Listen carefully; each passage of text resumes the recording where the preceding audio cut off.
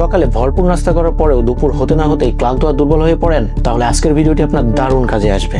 হাজার হাজার টাকা খরচ করে বিদেশি প্রোটিন পাউডার কেনার কোনো দরকার নাই। খুবই সামান্য টাকায় ঘরেই বানিয়ে ফেলুন এমন এক পাওয়ারফুল ব্রেকফাস্ট, যা খেলে সারাদিনের ক্লান্তি আপনার ধারে কাছেও ঘেঁষবে না।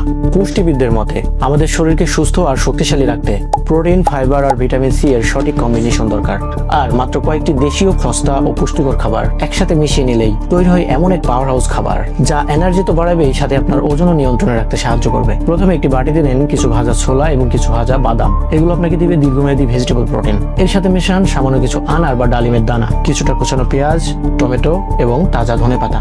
সবশেষে স্বাদ বাড়ানোর জন্য মিশিয়ে নিন একটু চাট মশলা এবং সামান্য লেবুর রস। এখানে লেবুর ভিটামিন সি সোলার আয়রনকে শরীরে দ্রুত শুষে নিতে সাহায্য করে, যা রক্তের হিমোগ্লোবিন বাড়ায় এবং মুহূর্তেই অলসতা দূর করে। প্রতিদিন সকালে এই নাস্তাটি খান আর নিজেকে রাখুন সুপার ফিট ও এনার্জেটিক। আপনার পরিচিত কর্মজীবী বা ব্যস্ত বন্ধুদের সাথে ভিডিওটি এখনই শেয়ার করে দিন। আর এমন বাজেট ফ্রেন্ডলি হেলথ হ্যাকস নিয়মিত পেতে আমাদের পেজটি ফলো দিয়ে রাখুন বা চ্যানেলটি সাবস্ক্রাইব করে রাখুন। ধন্যবাদ।